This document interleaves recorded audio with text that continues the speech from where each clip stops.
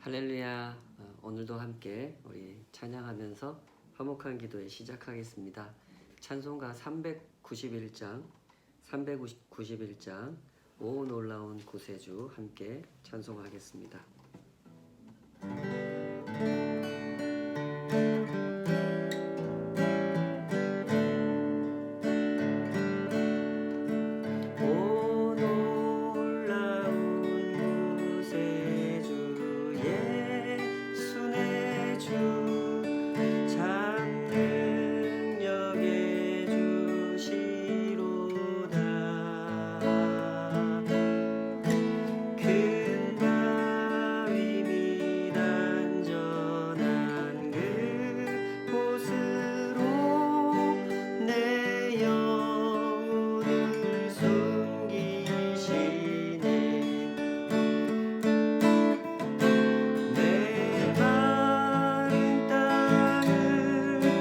종일 걸어가도 나 피곤치 아니하며 저 위험한 곳 내가 이를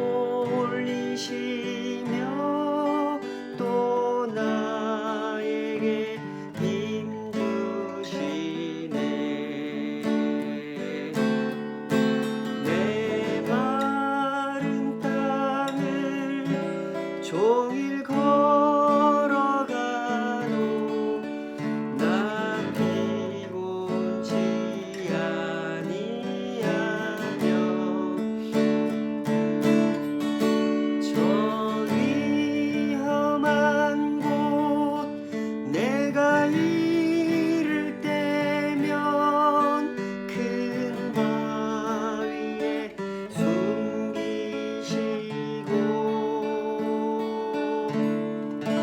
주 손으로 덮으시네.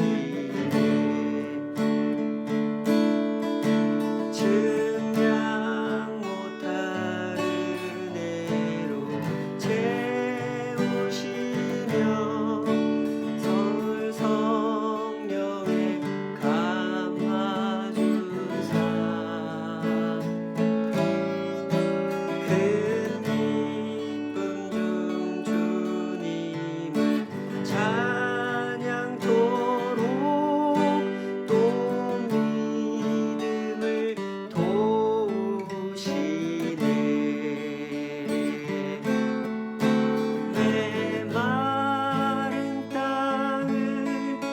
종일 걸어가도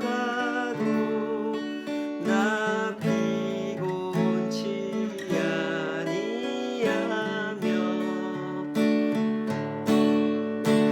저 위험한 곳 내가 이를 때면 큰 바위에 숨기시고 주 손으로 덮으시네. 주 예수님 공중에 임하실 때 나 일어나 맞이하리.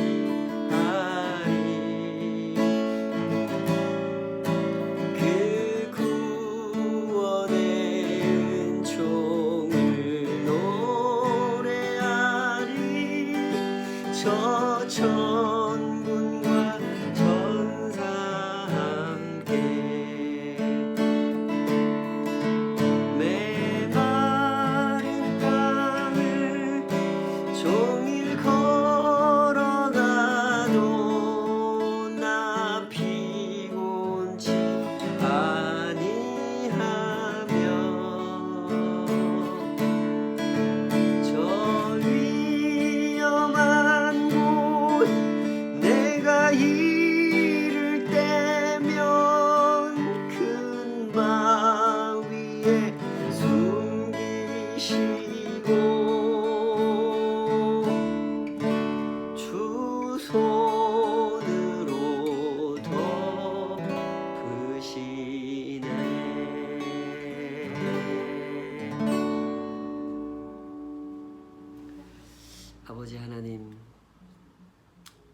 주님의 그 손을 찬양합니다.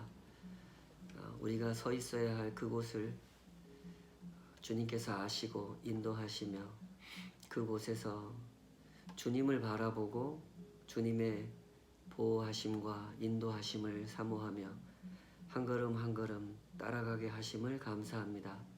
우리의 눈을 열어 하나님의 일하심을 보게 하여 주시고 그 일하심이 우리에게 무엇을 가르쳐 주시는지, 무엇을 살아가게 하시는지, 어떻게 하나님의 나라 그 통치를 맛보게 하시는지 오늘도 시편을 통해서 주시는 말씀, 그 기도하는 자의 그 거룩한 기도의 모습을 통하여 하나하나 배워갈 수 있도록 우리를 지도하여 주시옵소서. 예수님의 이름으로 기도하옵나이다. 아멘.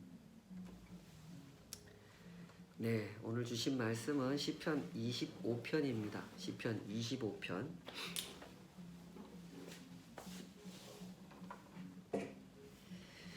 시편 25편 말씀 가지고 함께 하나님 말씀 살펴보도록 하겠습니다. 본문을 읽지 않고 본문을 설명해 가면서 읽어가면서 그렇게 말씀 증거하도록 하겠습니다. 오늘 시편 25편 가지고 주를 우러러 보나이다 이런 제목으로 말씀 증거하겠습니다. 25편에 보면 그 표제 괄호해 가지고 다윗의 시 이렇게 붙어 있죠. 여기서 이렇게 다윗의 시라고 밝혀주고 있지만 그리고 노래를 이제 전반적으로 보면 1인칭으로 쭉 설명을 하고 있기 때문에 고백을 할 때도 기도를 할 때도 1인칭으로 표현하고 있고 또 이게 이 노래 안에 담겨져 있는 그 시인의 상황이라고 하는 것이 다윗이 살았던 그 삶과 굉장히 일치하는 것 같아 보이기 때문에 이 표제가 정확한 것처럼 느껴지는 그런 면이 있습니다. 이것은 다윗의 시가 맞구나 이런 생각이 들기도 하는데, 그러나 시를 마무리하는 그 22절에 가면 시인이 갑자기 이스라엘을 언급합니다. 하나님이여 이스라엘을 그 모든 환난에서 속량하소서라고 기도하면서 마무리를 하죠. 이제까지는 계속 1인칭으로 자기 문제를 가지고 기도하던 시인이 끝에 와서는 이스라엘을 언급하는 이유, 그 이유가 무엇일까요? 더군다나 이 22절이 문제가 되는 이유는 이 시가 답관체로 지어진 시이기 때문에 그렇습니다. 답관체 들어보셨죠? 우리말 번역 성경에는 나타나지 않지만 원래 히브리어로 이 시가 처음 지어질 때 히브리어 알파벳 순서대로 한 구절 한 구절 이렇게 지어졌단 말이죠. 우리나라 알파벳은 기역, 니은, 디귿 이렇게 가잖아요. 여기 이제 히브리어 알파벳은 알렙, 베트, 긴멀, 달렛, 해, 와우, 자 이렇게 가는데요. 요 순서대로 한 구절 한 구절 이렇게 지어놓은 시, 이런 걸 답관체 그럽니다. 이 순서가 21절까지는 그대로 지켜집니다. 근데 22절에 가서는 어긋나 버리죠. 때문에 이 부분을 놓고 학자들 간의 의견이 나뉘게 되죠. 어떤 학자들은 그럼에도 불구하고 이 시는 다윗이 지은 시다 이렇게 해석하는 학자들도 있고, 다른 학자들은 다윗이 지은 시 같기는 한데 22절은 후대의 신앙 공동체가 덧붙여서 편집을 한 것 같다 이렇게 보는 학자들도 있습니다. 다윗이 지었다고 보는 학자들은 그 1절부터 21절까지 거기서는 이제 다윗이 자신의 구원과 관련해서 답관체로 쭉 기록한 후에 22절에 와서는 다윗이 왕이지 않습니까? 그래서 이제 왕으로서 자신이 다스리고 있는 이스라엘의 구원을 함께 호소하는 그런 내용을 넣었으면 좋겠다고 생각해서 이 답관체 형식을 벗어나지만 이렇게 이스라엘을 언급한 것이다 라고 해석을 합니다. 그렇게 해석하는 학자들이 있고, 또 이것은 이제 다윗이 지은 시에다가 후대의 신앙 공동체가 22절을 덧붙였다 라고 보는 학자들은 원래 1절부터 21절까지가 이 노래의 전부였는데 노래가 이제 아주 귀한 신앙 고백과 하나님에 대한 지식을 담고 있는 그런 노래다 보니까 이것을 그 신앙 공동체에서 예배를 드릴 때 사용했단 말입니다. 근데 우리 예배에서 이 노래를 사용할 때는 그냥 요대로만 사용하는 건 조금 부족한 것 같다 해서 22절을 덧붙였다라고 보는 해석입니다. 이렇게 이 외에도 이 22절에 대해서 그리고 이 시 전체에 대해서 이것이 다윗이 지은 시냐 아니냐, 언제 완성된 거냐에 대한 여러 가지 의견이 있긴 하는데요. 성경에는 이런 부분이 꽤 많이 있습니다. 여기 시편만 그런 게 아니라 성경의 다른 본문에도 이런저런 그 흔적들이 많죠. 저자나 내용에 대해서 정확하게 파악하기 어려운 그런 부분들이 성경 안에는 꽤 많이 존재합니다. 물론 이런 것들 때문에 성경의 권위가 훼손되는 것은 결코 아닙니다. 성경도 하나의 고대 문서인데요.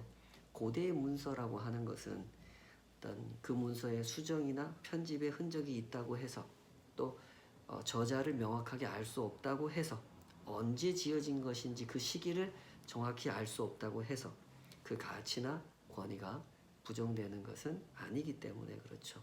만약에 그런 기준으로 그 문서의 권위, 가치, 진정성 이런 거를 부정해야 된다면 세상에 존재하는 대부분의 고대 문서들은 다 부정될 수밖에 없는 형편인 거죠.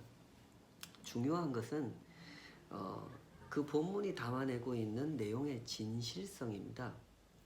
얼마나 이 본문이 하나님을 잘 설명하고 있고 신앙의 길을 잘 설명하고 있는가, 얼마나 진실하게, 얼마나 공정하고 정의롭게, 얼마나 합당하게 설명하고 있는가 하는 것이 중요한 부분이죠. 그러므로 정리하자면 이 노래는 누가 지었는지 알기 어려운 면이 있습니다. 정말로 다윗이 지었는지, 다른 사람이 지었는지, 다윗이 지은 노래에 다른 사람이 덧붙였는지 이런 점들을 정확히 알기는 어렵습니다. 그러나 이 노래가 담아내고 있는 고백들은 수천 년의 세월을 지나는 동안에도 그 수많은 사람들이 이 노래는 정말 진실한 노래다, 정말 하나님을 잘 설명하고 있고 기도란 이런 것이다를 잘 보여주고 있는 노래다, 이렇게 인정하고 검증하고 해왔다고 하는 사실이죠. 그러므로 우리가 이런 노래를 접할 때 사실 정말 이런 것이 기도구나 하고 딱 이 노래 앞에서 고개를 딱 숙이게 되는 그 지점은 어떤 것이냐 하면 이 노래 속에 담겨 있는 이 기도하는 사람의 태도입니다. 하나님을 대하는 그의 태도. 이걸 보면서 우리는 고개를 딱 숙이게 되죠. 하나님을 대하는 사람의 마음이 굉장히 일관적입니다. 극심한 고난과 시련 앞에서도 하나님께서 나서서 빨리 나를 도와주시는 것 같지 않을 때도 이 사람의 마음은 한결같이 하나님을 신뢰한다고 하는 것이 이 노래 속에 잘 드러나고 있죠. 자, 우리 이 시 안으로 한번 들어가 보십시다. 우리 그 매일 성경에서도 이렇게 세 단락으로 구분을 해놨는데 대체로 학자들이 이렇게 구분을 합니다. 그래서 기도하고 고백하고 또 기도하는 이런 형식으로 노래가 만들어져 있는데요. 1절에 보면 이렇게 시작하죠. 여호와여 나의 영혼이 주를 우러러 보나이다. 여기서 굉장히 흥미로운 단어를 사용하고 있는데요. 그 우러러 본다라고 하는 단어, 히브리어로 나사라고 하는 단어를 쓰고 있는데 이 단어가 가진 가장 기본적인 의미는 올라간다는 뜻입니다. 이 단어를 우리말 이 개역 개정역 성경에서 우러러 본다라고 번역을 한 건데 그 원어의 문자 그대로 가깝게 잘 번역을 했습니다만은 조금 더 충실하게 번역을 한다면 이렇게 번역할 수 있지 않을까 싶습니다. 하나님, 제 눈이 하나님을 향하여 높이 높이 올라갑니다. 이것이 조금 더 시적인 느낌을 살려주지 않나 싶습니다. 항상 이 시를 번역한다는 게 참 어려운 일이죠. 보통 다른 장르도 번역을 한다는 것 자체가 어려운 일이지만 시는 특히 어려운 것 같습니다. 그 시어가 가지고 있는 이미지, 심상을 정확하게 번역한다는 건 참 쉽지 않은 일이죠. 하여튼 이 시인은 기도를 시작하면서 하나님을 대하는 자신의 태도를 이런 언어로 표현했습니다. 기도하기 전에 내가 내 기도를 들으시는 하나님을 어떻게 생각하고 있는지, 어떤 자세로 하나님 앞에 엎드려 기도하고 있는지, 그것을 이런 언어로 고백하고 있는 거죠. 기도와 고백이 전개되는 내내 시인의 이런 태도는 일관되게 나타나고 있는데요. 이 시인은 아주 낮은 자리에 엎드려서 아주 높은 곳에 계시는 하나님을 우러러보는 그런 태도로 기도하고 있는 것입니다. 이런 고백 다음에 이어지는 그 내용들은 시인이 처해 있는 어려운 상황과 그 상황을 해결해 주실 것을 요청하는 기도를 담아내는데 2절 3절에 보면 이렇게 돼 있죠. 나의 하나님이여 내가 주께 의지하였사오니 나를 부끄럽지 않게 하시고 나의 원수들이 나를 이겨 개가를 부르지 못하게 하소서. 주를 바라는 자들은 수치를 당하지 아니하려니와 까닭없이 속이는 자들은 수치를 당하리이다. 분명히 이 시인은 어려운 상황 속에 처해 있습니다. 2절에서 내 원수들이 나를 이기지 못하게 해달라. 나를 이겨서 개가를 부르지 못하게 해달라. 이렇게 요청하잖아요. 개가라는 거 이제 승리한 사람이 부르는 노래를 말하는 거죠. 그거 부르지 못하게 해주세요. 이렇게 간구할 정도로 시인은 지금 굉장히 어려운 상황에 처해 있습니다. 그래서 구해달라라고 기도를 하는데 가만히 보면 이 사람이 생각하는 구원이라고 하는 것은 단순히 목숨을 살려달라거나 이익을 빼앗기지 않게 해달라는 의미가 아니라는 것을 알 수가 있습니다. 4절 5절에 보면 이렇게 기도하죠. 여호와여 주의 도를 내게 보이시고 주의 길을 내게 가르치소서. 주의 진리로 나를 지도하시고 교훈하소서. 주는 내 구원의 하나님이시니 내가 종일 주를 기다리나이다. 이렇게 기도해요. 보시는 바와 같이 이 사람에게 구원이라고 하는 것은 목숨을 지키거나 이익을 지키는 것이 아니라 하나님을 지키는 것입니다. 내 마음에서, 내 삶에서 하나님의 가르침, 하나님이 가라고 하신 길, 그것을 지키는 거예요. 그래서 하나님께서 인도하시는 길을 계속 따라가는 것, 그것을 구원이라고 고백하고 있는 것입니다. 사람이 살아가는 삶이 그런 것이죠. 편안할 때는 하나님을 잘 붙들고 있는 것 같다가도 뭔가 어려운 일이 생기면 하나님을 붙들고 있던 그 손을 놓아버릴 때가 있습니다. 하나님을 믿고 따라가 본 사람이라면 반드시 이런 경험이 있으실 겁니다.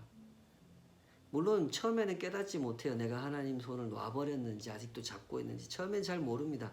근데 좀 시간이 지난 다음에 문득 진실을 대면하게 되죠.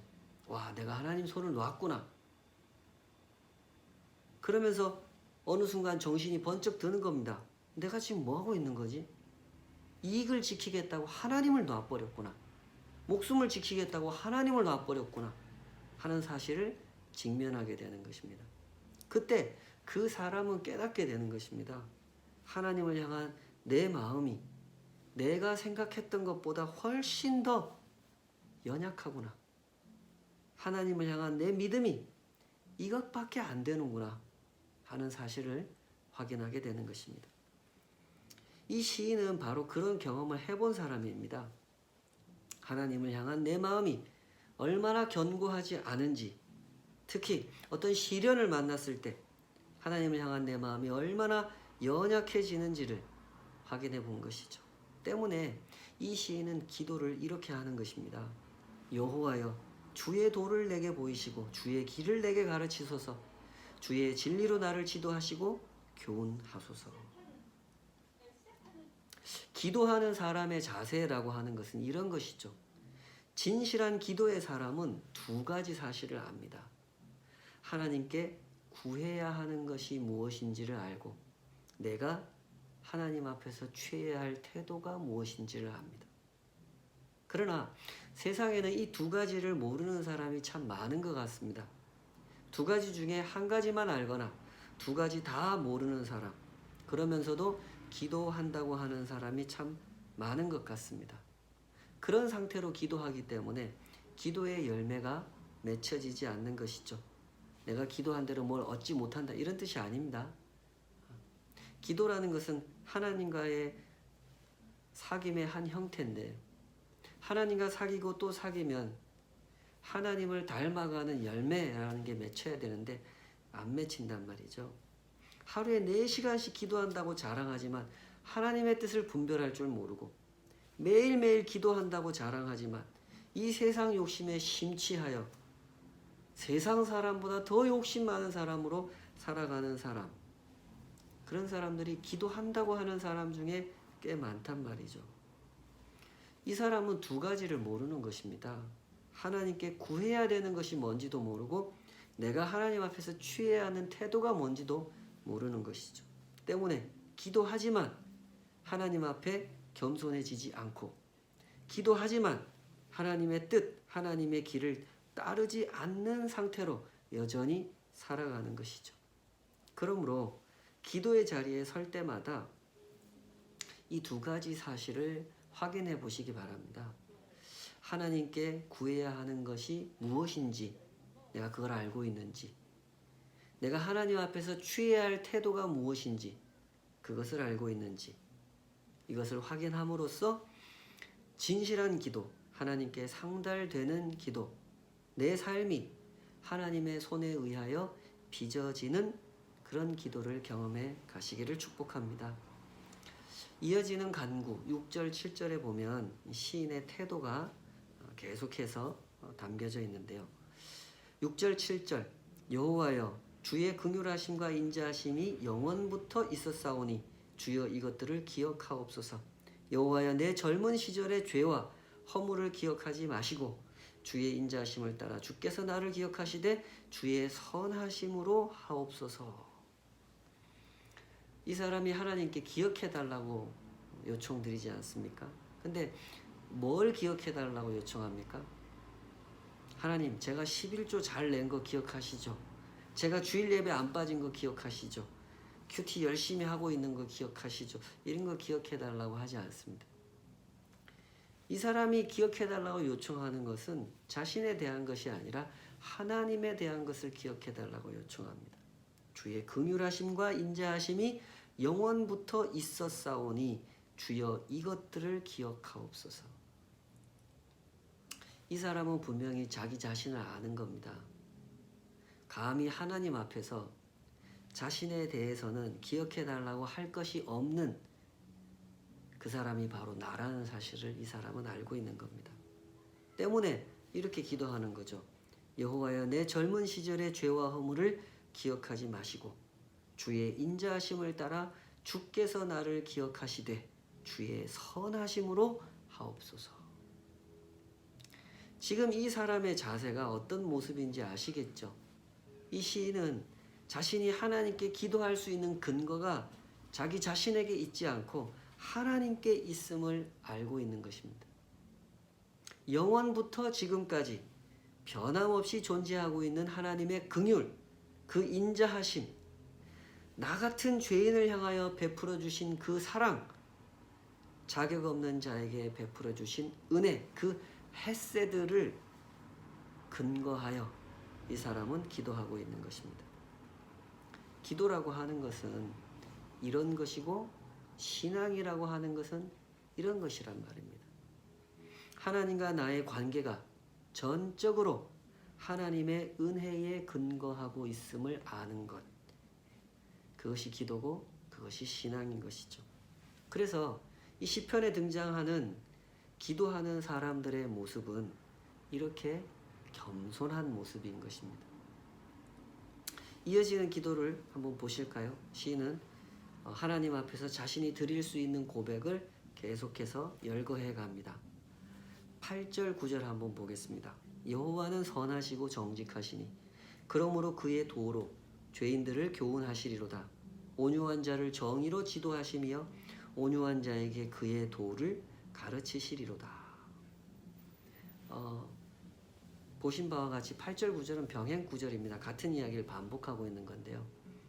하나님께서 누구에게 교훈을 하시는데 어떤 사람한테 교훈하신다라고 고백합니까?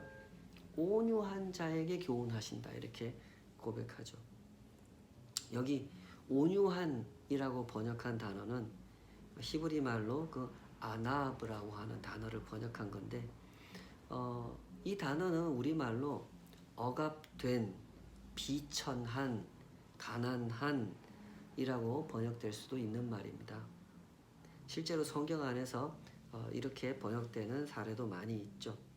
이 단어가 가지고 있는 기본적인 뜻, 그 아나브라고 하는 단어가 가지고 있는 가장 기본적인 뜻은 아주 월등한 존재 앞에서 나의 약함과 작음과 낮음을 인정하는 마음, 인정하는 상태, 그것을 의미하는 겁니다. 그게 아나보입니다. 하나님께서 가르침을 베풀어 주시는 사람, 그는 이렇게 온유한 사람이라는 겁니다.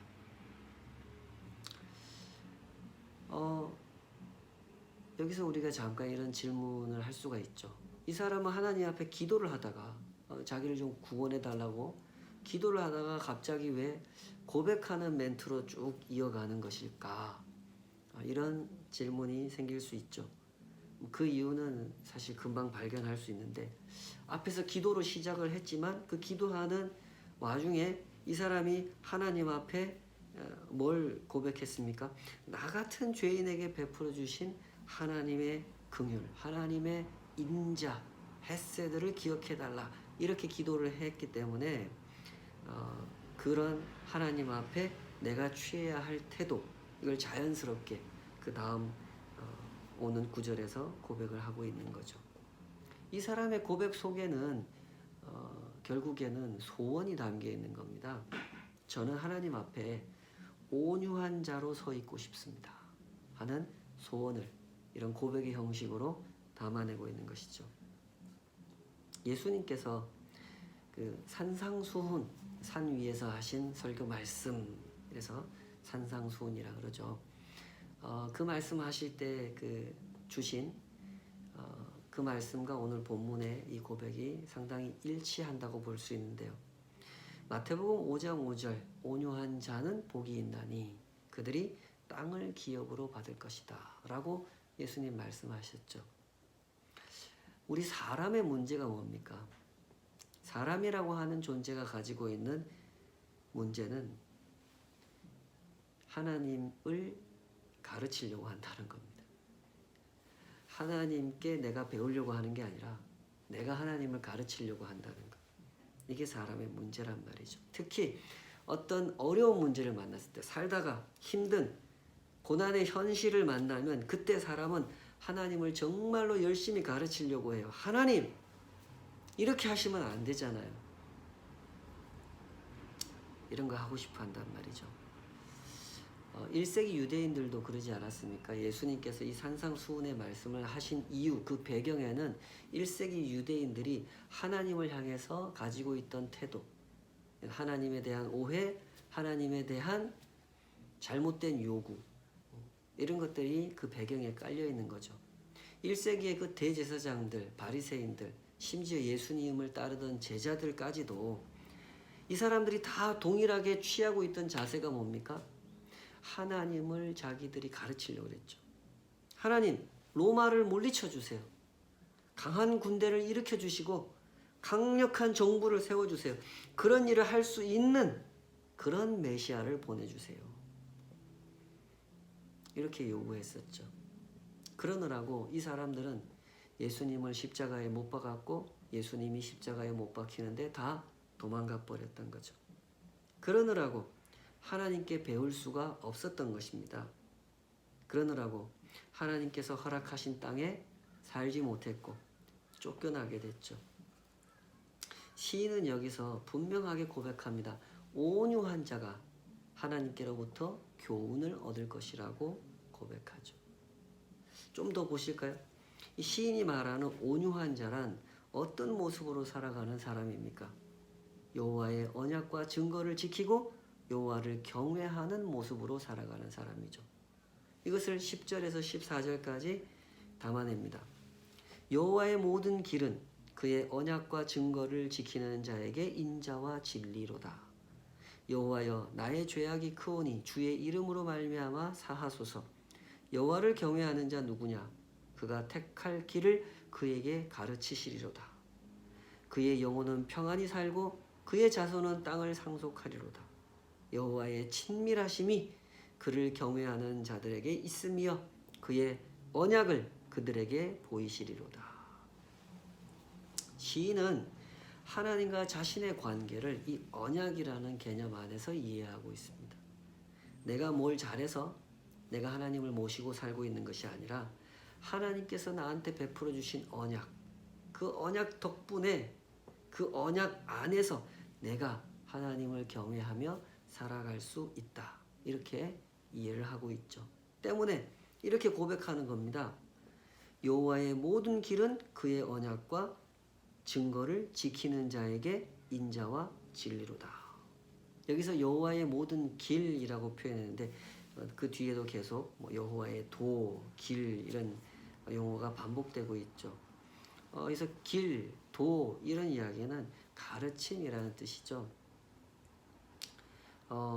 여호와의 모든 길은 그의 언약과 증거를 지키는 자에게 인자와 진리로다. 라는 말은 하나님과 나의 관계는 하나님께서 베풀어 주신 은혜 위에 존재하고 그런 사실을 알기 때문에 나는 하나님의 언약과 그 증거, 그 언약 속에 담겨 있는 말씀, 그 가르침, 이걸 내가 지킬 거라고 고백하는 거예요. 시인은 이렇게 하나님과 자신의 관계를 이해하고 있는 겁니다. 하나님의 은혜와 나의 순종이 만난 사건. 하나님은 내게 가야 할 길을 가르치시고 나는 그 길을 따르는 관계. 이것이 하나님과 나의 관계라고 이해하고 있는 것이죠. 그래서 고백하는 겁니다. 15절 내 눈이 항상 여호와를 바라보면 내 발을 그물에서 벗어나게 하실 것이니로다. 이제 15절에 와서는 다시 현실의 문제 앞으로 돌아오죠. 외롭고 괴로운 현실 앞에서 16절, 17절 마음에 근심을 품은 그 상태로 이 시인은 하나님 앞에 간구합니다. 오직 하나님께서 나를 구원해 주실 것이므로 내 눈은 항상 하나님을 바라본다. 이렇게 고백하죠. 기억하시죠? 이 시인은 이 기도, 이 노래를 시작할 때 바로 이런 고백을 드리고 시작했죠. 여호와여, 나의 영혼이 주를 우러러 보나이다. 시작한 그대로 마무리하고 있는 것입니다. 기도라고 하는 것은 이런 것이죠.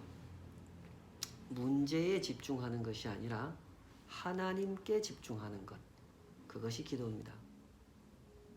내 마음대로 내가 하고 싶은 대로 하나님께 집중하는 것이 아니라 하나님의 그 언약 안에서 그 인자하심 안에서 온유한 마음, 겸손한 마음으로 집중하는 것입니다. 그것이 기도죠. 우리의 지나온 시간들을 한번 돌아볼 수 있을까요? 우리가 기도한다고 하면서 하나님께 집중하지 않고 문제에만 집중할 때가 있지 않았을까요? 하나님께 집중한다고 할 때 우리에게 반드시 필요한 것이 무엇입니까? 그것은 하나님을 아는 지식이라는 겁니다. 참된 기도, 진실한 기도에 이루고 싶다면 우리가 이걸 반드시 명심해야 한단 말입니다. 하나님을 아는 일에 헌신해야 한다. 헌신한다는 말을 그렇게 어렵게 생각할 것은 없습니다. 내 시간, 내 열정, 내 마음, 내 인생을 하나님을 아는 일에 바친다. 이것이 헌신이죠. 그 헌신을 통해서만 우리는 하나님을 아는 지식을 얻을 수 있기 때문에 우리에겐 반드시 그런 헌신이 필요한 것이죠. 이 세상에서 좋은 것을 얻을 때도 우리가 얼마나 애를 써서 공부합니까? 그렇지 않습니까? 좋은 책을 사고, 좋은 책 비싸죠? 두껍고. 좋은 책 사고 좋은 스승을 찾습니다. 좋은 학교 가려고 하죠. 함께 공부하기에 좋은, 공부하기에 서로 도움이 되는 그런 좋은 친구들과 함께 공부하려고 합니다. 교회라고 하는 곳은 그런 곳이고, 신앙 공동체라고 하는 것은 그런 모임이란 말입니다. 함께 하나님을 공부하는 모임 때문에 내 문제로부터 시작된 기도가 공동체를 위한 기도로 확장되면서 이 노래는 끝이 납니다. 22절 하나님이여 이스라엘을 그 모든 환난에서 속량하소서 라고 기도하는 모임. 우리가 살아가는 시간 속에서 우리가 그런 모임을 이루어 갔으면 좋겠습니다. 가정과 목장과 교회가 또 넓게 보자면 우리 한국 교회가 그런 모임을 이룰 수 있다면 그곳이 바로 천국, 하나님의 통치가 경험되는 곳이 시대겠죠. 오늘날 이러한 시대에 하나님을 신앙한다는 것, 하나님께 기도한다는 것, 이것이 얼마나 변질되어 있고 왜곡되어 있고 어떤 경우에는 굉장히 이상한 모습으로 부풀려져 있고 또 그런 것을 가지고 장사를 하는 사람들이 참 많은 시대를 우리는 지금 살아가고 있습니다. 그러므로 더욱더 성경을 진지하게 읽고 배우고 우리보다 먼저 진실한 기도, 깊은 기도를 경험한 사람들, 수천 년의 시간 동안 검증되고 또 검증된, 그래서 이 기도야말로 진실한 기도다.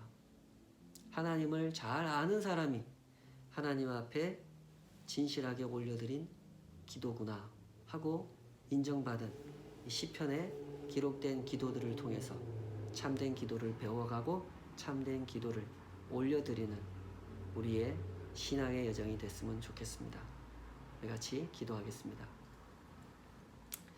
아버지 하나님,